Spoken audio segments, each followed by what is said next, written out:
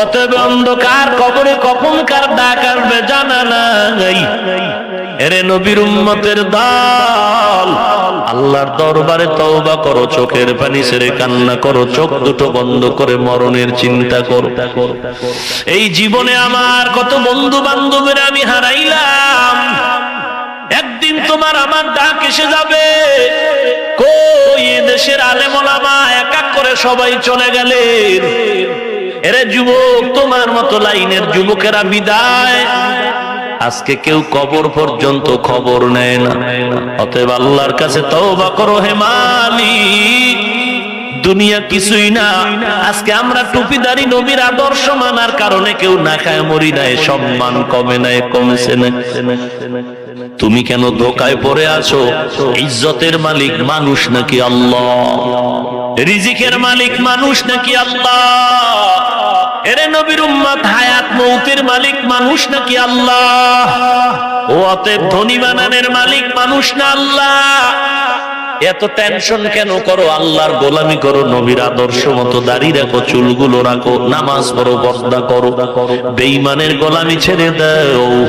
তোমার নেতায় যদি বলে বাদ দাও, মাও যদি বলে নবীর তরিকা মানা যাবে না, ওই মাকে আর মা বলিয়া মহব্বত করা যাবে না। এরে নবীর উম্মত, আমার ভাই যদি বলে নবীর আদর্শ মানা যাবে না, ওই ভাই আমার প্রয়োজন নাই। কারণ আমার আল্লাহ আপন, আর কেউ আপন না। দুনিয়ার যারা আপন আপন বলে সব হলো স্বার্থপর, দুনিয়াদার।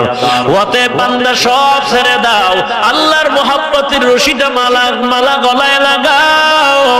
তোমার মতো কত যুবক এসে বারবার চোখের পানি ছেড়ে কান্না করে, দোয়া চাই, হুজুর দোয়া করেন। দাড়িটা লম্বা করেছি, নামাজ পড়া শুরু করেছি। আমি বললাম তুমি কি করো? বলে কলেজে পড়ি। হুজুর দোয়া করবে। আর এক যুবক গিয়া বলে, হুজুর আমি ব্যাংকে চাকরি করতাম, নামাজ ধরেছি, দাড়িটা লম্বা করেছি, আমি হারাম লাইনের চাকরি ছেড়েছি, আল্লাহর কাছে একটু দোয়া করবেন, হালাল ভাবে যেন চলার রাস্তাটা খুলে যায়। এরে নবীর উম্মত, খাইলো দিন যায়, না খাইলো দিন যায়, তবে হারাম খাওয়ার থেকে না খাইয়া মরা অনেক ভালো। আল্লাহর দরবারে তওবা করো মালিক। আমার চোখ দুটো বন্ধ করে দেখলাম আমার মতো গুনাহগার কেউ নাই। আমারে সবাই বক্তা বলে সম্মান করে, কিন্তু আমার গুনার কারণে আমি আজকে আল্লাহর দরবারে মানুষের কাতারে নাই।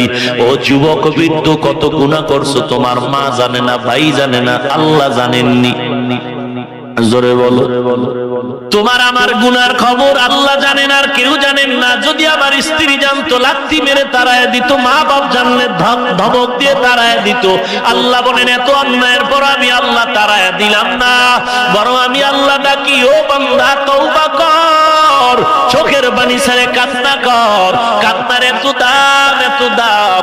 আজকে তোমার ডানে বামে কত মানুষ কান্না করে, দোয়া করে, নামাজ পড়ে, মুনাজাত করে, তোমার চোখে পানি নাই। কপাল তোমার খারাপ।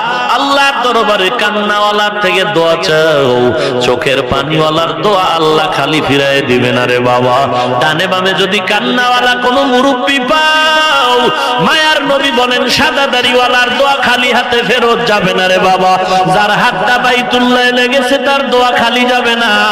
এমন একজন আল্লাহর বান্দা যদি পাও, দাড়িওয়ালা পাইলে গালি দিস না রে যুবক, পারলে দোয়া নিবি, দোয়া নিবি। মা পাইলে দোয়া নে, বাবার থেকে দোয়া নে, কারণ মা বাবার দোয়া বড় কঠিন, সাদা দাড়িওয়ালার দোয়া বড় কঠিন। এরে নবীর উম্মতের দল, ওই মা বাবার কষ্ট দিয়ে কাঁদাইও না। কত সন্তান ঢাকার বাড়ি বাসা নিয়ে থাকে, মা বাবা গ্রামে, খবর নেও না রে বাবা। কোথায় গেল মা বাবার ঈদ? তোমার সন্তানের গায়ে নতুন নতুন জামা, আর তোমার বাড়িতে কত আপনজন পড়ে আছে, একবারও খবর নিলা না রে বাবা। আল্লাহর কাছে কান্না করো, দোয়া নাও, কারণ মুরব্বীদের দোয়া তোমার হেদায়েতের দরজা খুলে দিবেন আমার আল্লাহ। তওবা করো হে মালিক। গলায় ছুরি আসবে, মরে যাব, চাকরি থাকার যাক, আল্লাহ আর জীবনে অন্যায় করব না, দাড়ি কাটবো না, নামাজ ছাড়বো না, বেপরদায় চলবো না। আয় আল্লাহ, আজকে থেকে নামাজ পড়বো, কোরআন পড়বো, আল্লাহ ওয়ালারে বন্ধু বানায় আমল ভালো করব। এই জবান দিয়া কারো বিরুদ্ধে সমালোচনা করব না, কাউকে গালিও দিব না। তওবার যদি নিয়ত হয়, খাঁটি তওবার নিয়তে দুটো হাত আল্লাহকে দেখায় দাও। আয় আল্লাহ সবার হাত আপনি কবুল করে নেন।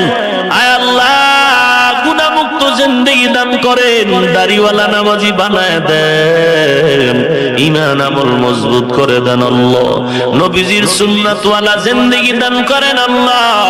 সকলের দিলের নেক আশা পূরণ করে দেন আল্লাহ। এ তওবার উপরে মজবুত হয়ে চলার তৌফিক দান করেন, আমিন। আলহামদুলিল্লাহি রাব্বিল আলামিন।